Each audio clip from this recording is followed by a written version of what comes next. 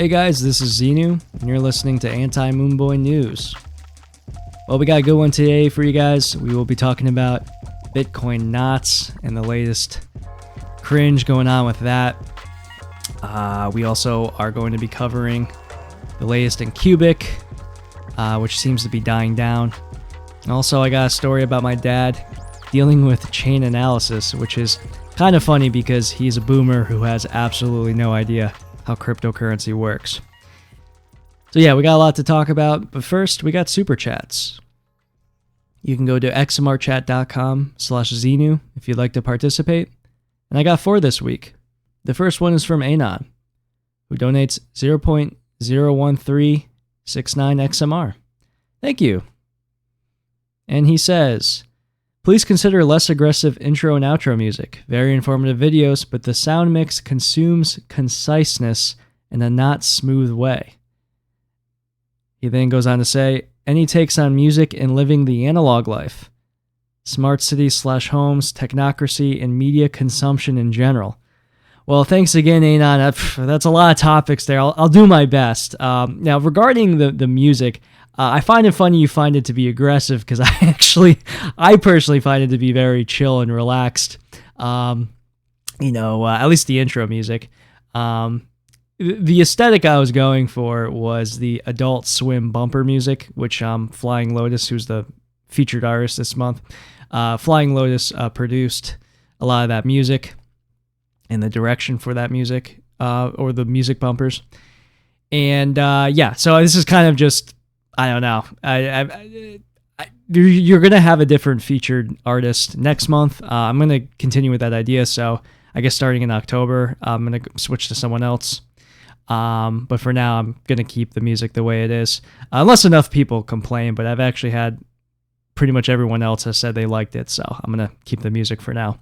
But I also don't really understand your comment here about the sound mix consuming conciseness. I don't understand what that means. Unless you think it's too loud, the mix is too loud, which it might be. I'll try to make the mix a little more leveled when I do, the post mix after I record. So I'll look into that.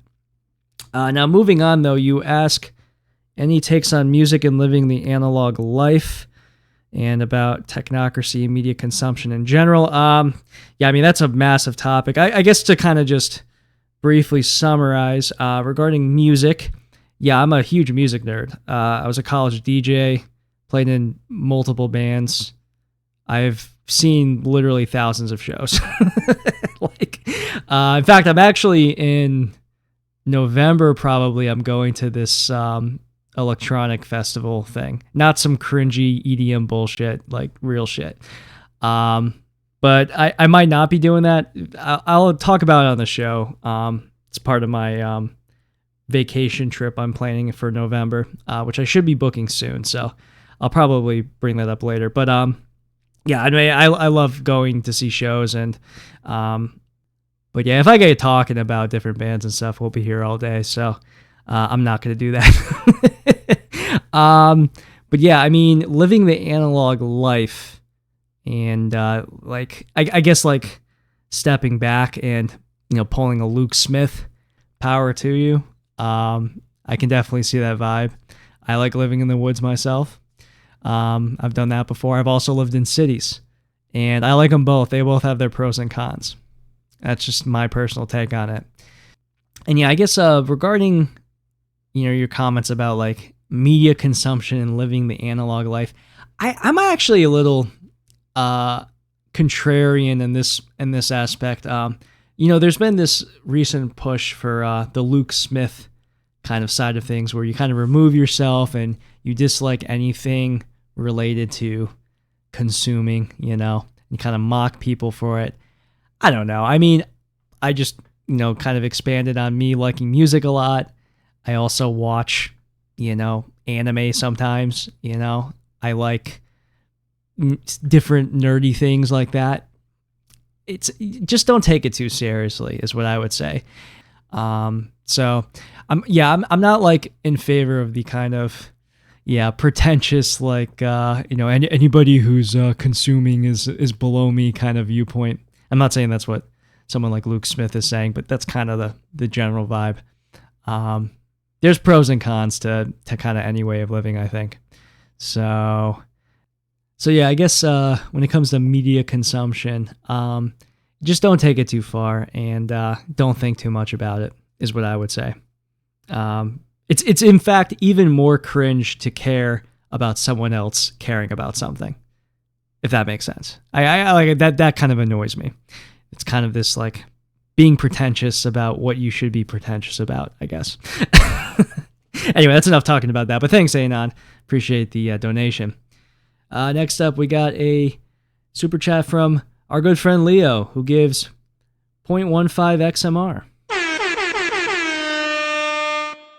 Nice to see you, Leo. All right, he gave me basically an email here, so we're going to work through this step by step. First off, he asks, what do you think about the proof of work solution proposed by Dr. K? He's related to the Kai network. Looking forward to your thoughts. Yeah, this guy, Dr. K, he was on Monero Talk. I have not seen it yet. Basically, he's proposing a proof of work system that's based on shares. So it actually would be really similar to P2 pool, as I understand it. So you're not mining blocks directly, but you're mining shares of a block. I think it's interesting. The only issue with this is it would be a radical change to the network, so it would require a hard fork. And yeah, there would be a lot of different stuff under the hood that would have to happen and change. And yeah, I'm not sure how feasible that would be. But it does seem like it does solve some of the issues that we're seeing now. I'm just more in favor of something that preserves what we have now, yet it, hardens it, which is why I'm leaning towards Tevador's publish or perish, solution, because it's basically just taking what we have now and improving it, So but the thing is, I haven't seen that episode yet, so I might be completely misunderstanding what he's proposing. So I will put a disclaimer out there. But yeah, thanks for reminding me. I'm going to have to listen to that this week during work. So then he goes on to ask, what if the folks now talking about proof of stake for XMR are compromised? This whole Pubic thing stinks. Have you thought about creating a docu on XMR using AI, perhaps? I think he meant to say documentary. And then he goes on to ask, oh man, Leo puts me, this is like homework, man. He's giving me like 8 questions here, but he donated a lot, so I'll answer them all. Then he asks thoughts on Airweave, the Odyssey payment coin, and have you seen Tangem start using Blockade? Okay, yeah, let's take that one at a time. The proof of stake crowd in XMR, are they compromised? I think no. I think they're just people who use XMR that are interested in proof of stake for the most part.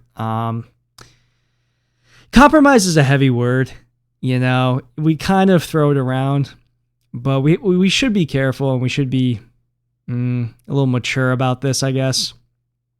And there's obviously different opinions here, and to their point, proof of work isn't working as good as we thought. When these reorgs first hit, I put out this tweet where I said that trust in RandomX has been irrevocably damaged. When I tweeted that out, I was thinking, maybe I was being a little too harsh there, but I think it definitely ended up being that way. Trust has been really damaged, and so this is a big test for Monero developers and researchers, and so because of that, I think all options should be on the table. I think we should do everything we can to get the best possible solution. So I really don't think that the the proof of stake guys are necessarily doing this for nefarious reasons. I think they actually think it's the best reason. So no, I like, for example, Luke Parker has done so much for Monero. Is a finality layer, is that going to break things or anything. No, it's just what he thinks will solve, the current issues that we have. Yeah, like I personally don't agree with that, but this is what he's saying. So anyways, you then ask if I'm making, or if I thought about making a documentary on Monero. No, I have not, but I might, so like, again, with user-friendly videos, there is perhaps demand to make like a history of Monero kind of mini series. I would be fine making that. I did have a project I was starting to work on that's probably not going to see the light of day, but I was going to like do like more of like a documentary, but I'm sorry I'm being cryptic. I just don't want to like promise something that isn't going to happen. I have like considered making longer form kind of projects. I will say likely I will make at some point I will make like more of like a full length kind of opinion piece kind of thing. Similar to like, Darknet Market Maximalism. I have other ideas as well that I want to do. But yeah, so maybe I'll have like something like that in the future. So yeah, maybe I'll just like ask an AI to make a documentary based on the text of Darknet Market Maximalism. I suppose I could do that once that becomes feasible. So yeah, thoughts on Airweave. I have never used it. I don't really know much about Odyssey's payment thing, to be honest. The fact that Odyssey doesn't use Monero, for what it's worth, is kind of ridiculous. It's like a red flag for like any of these like, companies that preach like free open source software or privacy, and they're not using Monero. It's a little suspect. And lastly, Tangem using Blockade. Yeah, I don't know what Tangem is. I had to look this up. I guess it's some sort of wallet. And they're using this, I guess, chain analytics censorship thing called Blockade. Yeah, I think these are going to be really common going forward. So that's interesting. I didn't even know about that. But I'm not surprised. You're going to have more and more censorship that's approved by the state going forward. And this is going to absolutely impact cryptocurrency. So yeah, I'm not really surprised by that. But anyways, Leo, thank you for all those questions. Really appreciate it. Lastly, we have a donation from Schrodinger, who gives 0.02 XMR. Thank you. And they say, great podcast. Glad I found it recently. Looking forward to the video about Eigen Wallet. And then in parentheses, what a horrible rebranding. Well, thank you, Schrodinger. Glad you are now following the pod. Yeah, I don't know about the rebranding myself, Eigen Wallet. I think, here's my thoughts on that though. I think the reason they're rebranding is because of Unstoppable Wallet. So I think they didn't want to get confused with that wallet because they were Unstoppable Swap. That's my guess. Yeah, I mean, I'm looking at the logo now, and I think for me, that's my biggest thing I don't like about it, where it's got the lambda, but I just think of Half-Life when I see that. So that's the first kind of mistake here. I'm just thinking of Half-Life. And then the font itself for Eigen Wallet, it doesn't seem like it's, I don't like how it's positioned. I don't like the fact that it's all lowercase. I know I'm saying that with Zano being my name, it's all lowercase, but like I don't like it here. And I don't like the kind of, I don't like the italics. So I think they could have done better with the logo and the font. I think that would make it cooler.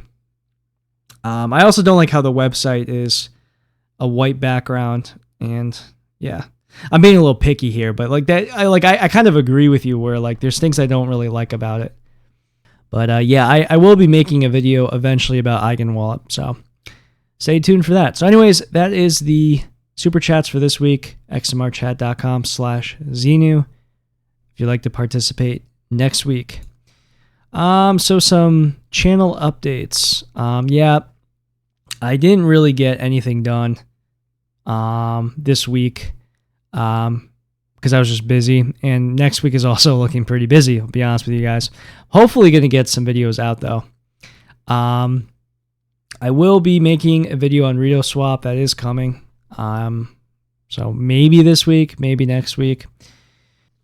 So I do have a correction to make from last week where about invalid transactions. Basically, if there are large reorgs and a transaction is made using a ring that was orphaned, that transaction would then become invalidated. And if that does happen, their transaction would sit in the mempool for 7 days. So I actually didn't know about this. So that's actually a really good catch from someone on YouTube, Frieza something. So thank you, Frieza. I appreciate that. And yeah. So, these reorgs, they do cause transactions to get stuck. We already knew that with, some certain transactions that do fail. So, if there is a double spend failure, that would be 72-hour delay. These invalid transactions, though, would be a 7-day delay, where it would just be sitting before it gets purged. So I appreciate you for bringing that up. And yeah, if anyone ever picks up some sort of mistake, definitely let me know. I don't want to be spreading disinformation if at all possible. Speaking of disinformation, it's now time to talk about the Bitcoin Knots controversy. So basically, over the past week or so, the pro-Bitcoin Knots side has taken things to an extreme that even I am raising my eyebrows at, in which they are accusing the core side of being okay with child pornography being uploaded on the blockchain. Yeah. The whole thing is absurd. It's ridiculous. And I'm going to be breaking it down in this little segment here of my thoughts on the two sides here, why this whole, attack, this social media attack that's happening is pathetic, and kind of the broader things that are happening that are going unnoticed, in my opinion. So first things first. I don't like Bitcoin Knots primarily because of how they treated Samourai Wallet. So I'm in like a niche here. I don't like Bitcoin Core. They've made some really bad decisions over the past decade. Yeah, I don't like Bitcoin Core. But I understand that, they got some smart people. I just disagree with their mindset towards cryptocurrency, essentially. But over time, I've accepted the fact that Bitcoin has trade-offs that, digital cash can't have. And that's kind of what Bitcoin is doing. It's more liquid, whatever. Bitcoin is its own thing.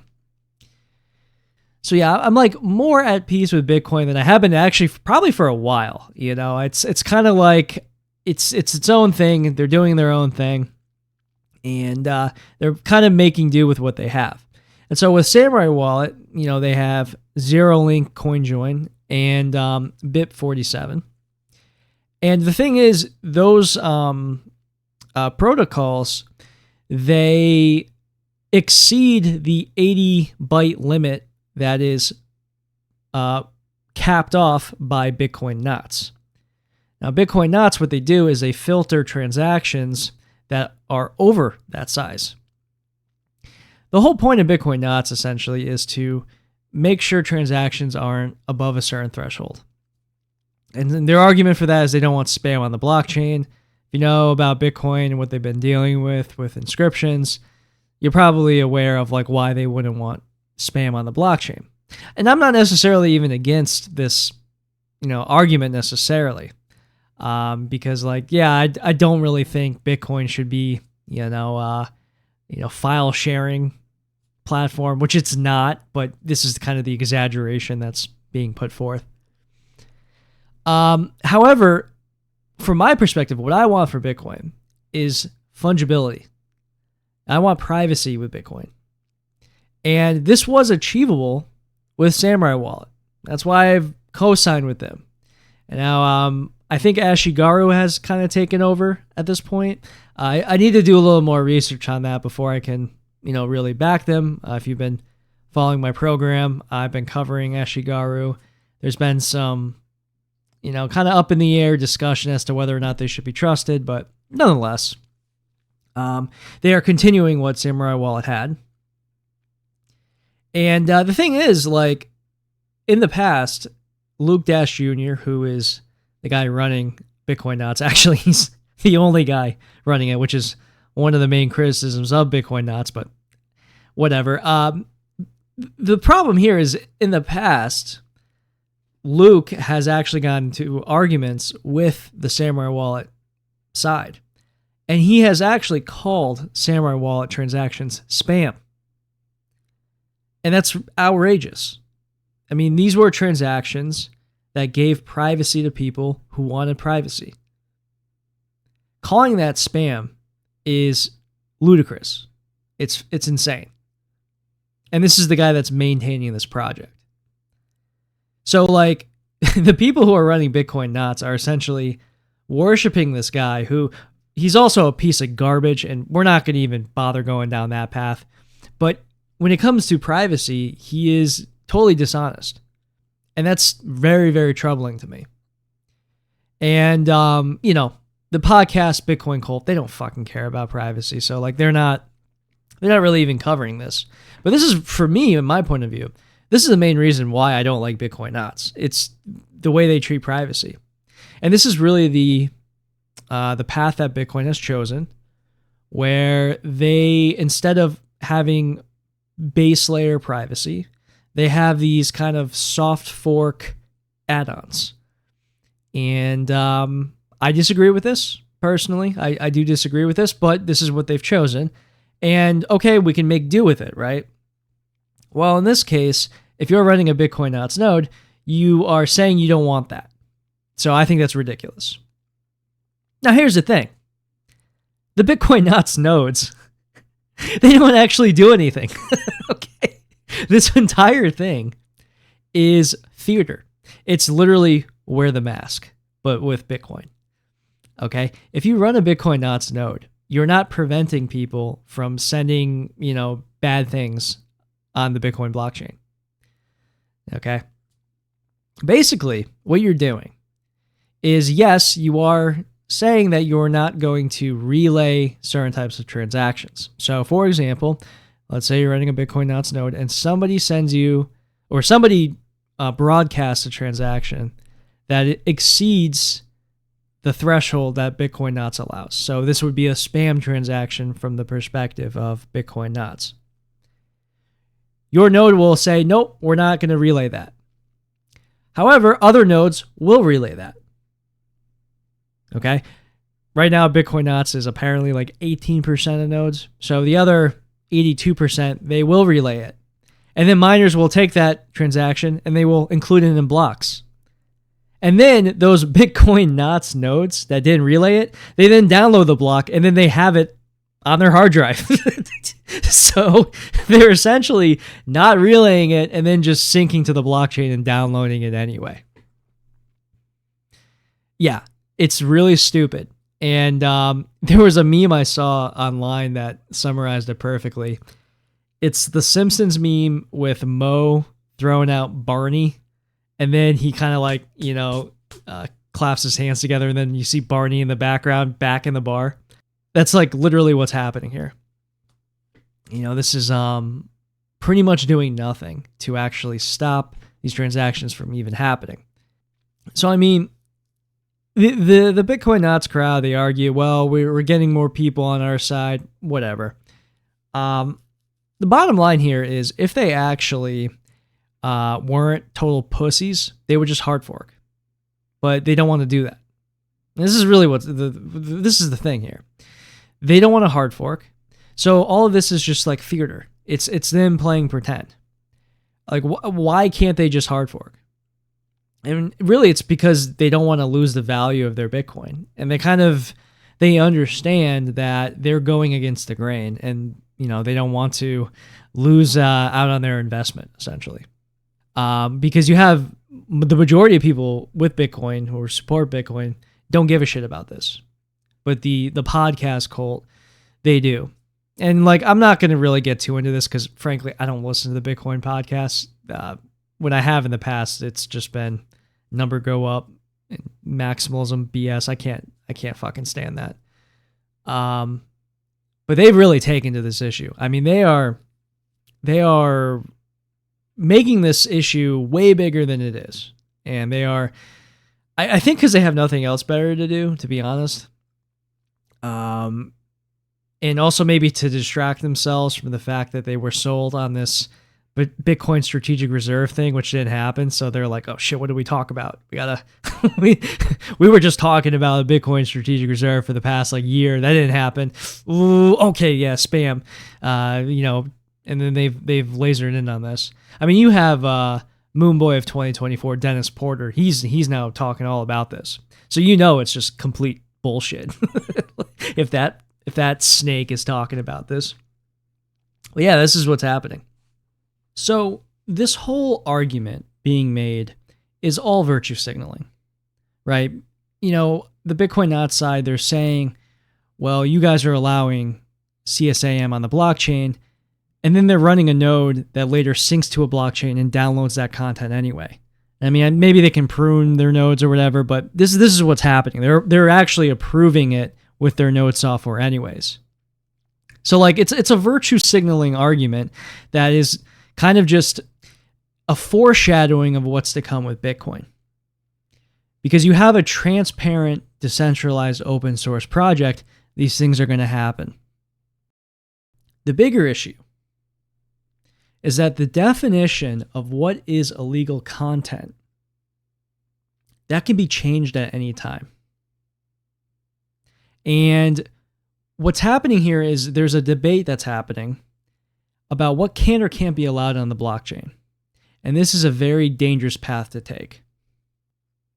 You can really look no further at how the government attacks privacy by framing these bills as being anti-terrorism or anti-CSAM. They say that, but really what they're doing is they're infringing on our rights. And it's like a foot in the door, right? Where they're saying, oh, we're only against terrorists, but then they're just spying on everybody and data collecting and all this bad stuff. And so what I see is the opening fanfare of Bitcoin going down this path where there will be KYC on everything. And it's very obvious if you're kind of just looking at the trends, because obviously centralized exchanges have gone down that path. And eventually you're going to have all wallets having to follow along, and all nodes and all miners. Because if you're allowing certain things to be broadcast, then you're committing a crime. And the definition of what that crime is, it can change over time. And I view that as very dangerous. Because, we can see very quickly how things can change. And, somebody who, maybe donating to a fringe, political group, maybe they'll be targeted now. And, well, we have a blockchain showing all their transactions. We know who they are. We're now going to censor their transactions going forward. And you have to fall in line. And if you go against that, well, you're committing a crime. Now, you might say, well, hold on. Bitcoin obviously won't go along with that. We're cypherpunks, right? There's a lot of these Bitcoiners who are like under the impression that they'll fight back against this. And it's like, dude, are you paying attention? Bitcoin is overrun with Moonboys, and those Moonboys will comply. 100%. Believe me, there will be people who will fight back. I'll be one of them, right? But, what's going to happen is the price is going to dump for whatever hard fork happens that does fight back. And you got to be prepared for that.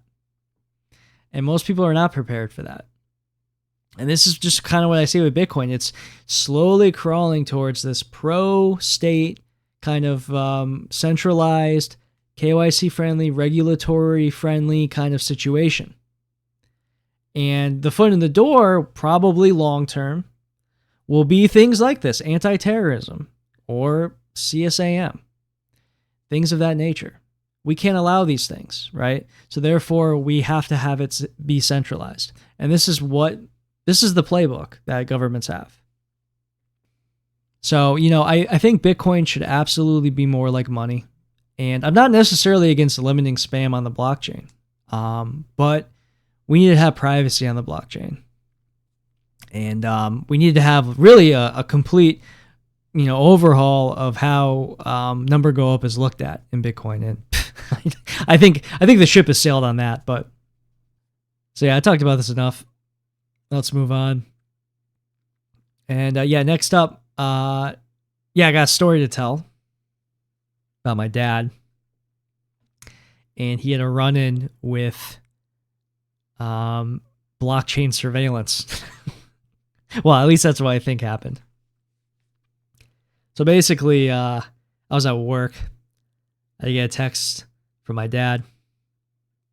And it just says, "Hey, Zeno, I need help with that Bitcoin stuff." Now, the thing is that text, receiving that text from my dad in particular, highly concerning. Okay, I was like, oh God, what did he get himself into? Because my dad, he when it comes to like technology, he has absolutely no idea what's going on.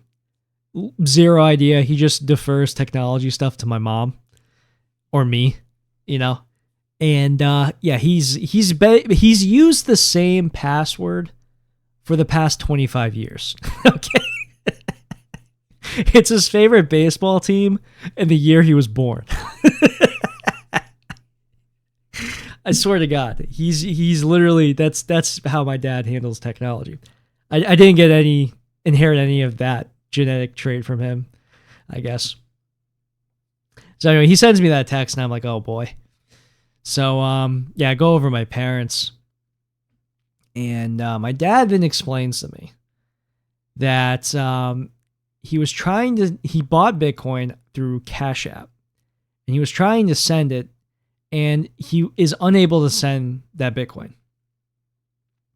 So I'm like, okay, so what are you buying? And my dad's like, well, I have a subscription to this IPTV. And again, I'm actually kind of impressed at this point, because I'm like, how the hell did he figure this out? And I actually don't even know. I think my sister put him onto it, to be honest, but or maybe someone from his job or something. He somehow found out about IPTV, and then he found out about Cash App. So I'm sure someone was giving him direction. And anyway, I guess he did buy a subscription, like a 3-month subscription, like a couple months ago. And now the subscription was due again. But the thing is, when he would go to send the Bitcoin from Cash App, it wouldn't send. And it would instead say something like, you're sending Bitcoin to an address that isn't trusted. Please reach out to customer service. Something like that. So I was like, okay, how about this? We're going to make you a Bitcoin wallet. And we're going to send the Cash App to that wallet, because we can trust that wallet. And then we can send that Bitcoin there to the IPTV thing. Which, by the way, it's illegal. So it's like a gray area. Oh, the other thing too was like, my dad was explaining to me how, he's like, in the past I was using my credit card. I'm like, what the fuck, Dad? Why are you using a credit card? He's like, I don't give a shit. What are they going to do to me? He's like, I just want to watch my baseball, okay? I don't give a fuck, okay? Holy shit. So anyway, he's like using his credit card, but then the IPTV service, they were like, we no longer take credit cards. We only take Bitcoin. So then my dad started using Bitcoin. So anyways, we make the Bitcoin wallet and we go to send again, and the same error came where it was like, you're sending your Bitcoin to an untrustworthy wallet or something like that. So essentially they froze his Bitcoin. So then I explained to him, well, what probably happened was they flagged the Bitcoin address you were sending Bitcoin to, which, was that, IPTV illegal address. And because of that, they basically lock your Bitcoin until you call them. And so my dad's like, all right, fine. And he I think he tried talking to them, and he had to talk to someone through a chat. And again, my dad, technology, he just said, fuck it. So there's $20 worth of Bitcoin in Cash App that's stuck. And I don't think he's going to, I don't know if he's even going to bother trying to get it. He gets very frustrated with dealing with customer service, which, I mean, I do too. So anyways, I was like, all right, Dad, I'll just pay for this for you. And so I bought him the subscription.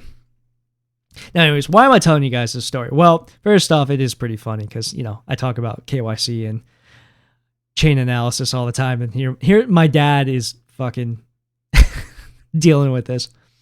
But there's actually kind of a point to this story. And the point here is that my dad, he actually represents the greater user base of cryptocurrency, and that he doesn't understand any of it. And so the way my dad was using cryptocurrency is actually how most people use cryptocurrency when they need cryptocurrency. They're not doing extra research. They kind of just look for the easiest way to get from point A to point B.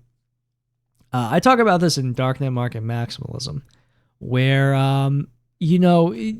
there's this idea that, people are just going to use the most private thing and they're going to be doing all this research and reading white papers, when the reality is it's just Joe the plumber, and he's trying to get from point A to point B, and he goes online and he finds out, I can just use Monero, and he just uses Monero. And that's pretty much it. Now, I am somewhat exaggerating the story. He was using a legal service for what it's worth. However, the interesting thing about this, though, is that it doesn't really matter. Because if you have an address that gets flagged, suddenly your Bitcoin, if you're holding it on a custodial service, it'll just get locked. Now you have to go through all this song and dance of proving that, I wasn't doing anything illegal. And then that's just more KYC, more information you're giving them. Whole thing's a racket. And this is really the bigger issue with Bitcoin, where you're going to be having KYC on everything. So certain things will be graded, and you'll probably have a credit score based on the things that you buy. And this will all be, completely traceable because everything will be monitored. And so because my dad was sending Bitcoin to an address that was flagged, he suddenly was flagged as well, and his funds got, frozen. And so now he's dealing with that, which pretty funny, at least. So yeah, I'm going to be having to probably buy that for him going forward, because I don't think he wants to use cryptocurrency again. Dude, I don't think he wants anything to do with crypto anymore. All right, now to the news. And the first one is a pretty big update for the Monero GUI, or CLI. The newest wallet version, 0.18.4.2, is now available. And the reason this is important is because of the find and save rings bug. There was a bug that was found that actually does impact privacy, especially if you're not running a node. And so it's important to update your wallet, because this does impact things. And so the way this works is if you are connecting to a remote node, and this is prior to the bug fix, but if you were connecting to a remote node and you did not have any wallet files on your system, and by wallet files, I mean the keys and the cache file. So if you look in your system, you'll see those files. If you have neither of those on your system and you restore your wallet, then when you were to connect to a remote node, the remote node would run an RPC call, which would pull the transaction IDs for the transactions that you have made with that wallet. And the reason this is bad is because then a remote node will know what transactions you have made previously. And with that metadata, it's possible they can make transaction graphs if they have information about who received transactions that you sent, or if they have information about you from a KYC exchange. So again, this only impacts you if you are using a remote node that's untrusted, and also if you are using or restoring a wallet on a new system so you don't have any files saved. If you were to then go to a remote node and restore your wallet would then trigger this call that would, essentially pull all your transaction IDs. So therefore, a node that's malicious, they know your transaction IDs, and they can then make a transaction graph showing, okay, we know that these transactions are linked to this person. If they have any information about spends that might be linked to you, they'll be able to then look at those ring signatures and see spends and know that, okay, that has to be the real spend, and these transactions have to be yours. So essentially, if a malicious operator knows the receiver of the outputs in those outgoing transactions, then the operator can tie that wallet sending funds to that certain receiver. And there is a Get Monero blog post, which I encourage you to read. This is very technical, but a smart malicious operator with a list of your outgoing transaction IDs can inspect the ring members of your going transactions and cross-reference if any of the members are outputs of transactions in the transaction ID list. And if so, the operator can guess with a high accuracy that certain change output was spent in a certain ring in a later outgoing transaction. And this allows the operator to construct a probabilistic transaction graph without amount information for a wallet's funds after entering possession. So yeah, this only impacts people who are using remote nodes, and especially nodes that they don't trust. So, this is just another reminder that if you want to use Monero in the most private way, you want to run your own node. You also want to use Tor. That helps as well. But yeah, this is just another metadata leak that was found, and it was patched. So definitely update if you have the opportunity to do so. And node safety is definitely a concern. And this is why we preach why you should be, doing everything you can to run your own node, because these things help. And speaking of node safety, there was an update on the whole Zano situation. The Zano privacy situation that we talked about like a month ago. There's an update, and the person who did the research, they posted an Explorer. It's not as in-depth as the whole Dero situation, but basically you have a rich list, and they don't show the full IP, but they make it pretty clear. They can tell what the IP addresses are for people. They do censor it, but they show locations, they show different users, and they show estimates for how much Zano they've received based on the attack that they talked about with staking and stuff. I haven't even tweeted about this. I was kind of wondering if I should or not, just because it is somewhat sensitive, the information on there. But like, if you want to look for it, it's out there essentially. But yeah, they at the top of the page, they quote Aaron Day, who called it the big nothing burger. And yeah, this is definitely something. Again, people don't really take a Zano seriously, so nothing's really going to happen from this. But yeah, if Zano was being used for, in actual like privacy conscious situations, this would be a big story. But it isn't, and I really would recommend them to take this seriously and adopt Dandelion ++ and actually, work on building in Tor. That the fact that they don't have that is like outrageous, I think, but they should be focusing on that. You can check that out, and if you want, I'll put a link in the description. Yeah, next up we got Pubic update. Yeah, it was kind of a quiet week so far. I'm saying this now, and they're probably going to take the network down. That's been like kind of the running thing. I'll like record a podcast, and then later in the day I'll like go online and they did like a huge reorg or something. But no, it's been kind of quiet. Basically what happened was the price dumped this week. And also they released their AI and it was like a total scam. It wasn't even working. And they're like, oh, it's because, well, she's learning. The AI is learning. Like, fuck. Total scam. But anyway, the price dumped. They've been struggling with that. And yeah, they haven't really done anything crazy. And the thing is, if they're trying to get on a like tier 1 exchange, as they've mentioned before, you know, doing large reorgs is probably not helping their cause. And they're building a reputation of attacking different networks.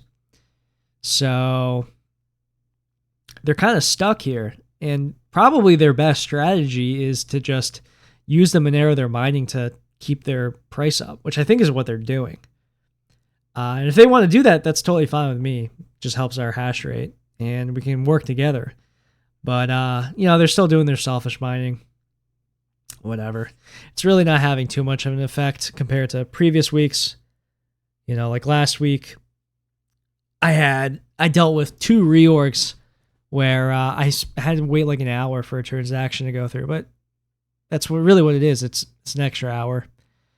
You know, whatever. All right, guys, we're going to wrap things up there. Thank you so much for listening.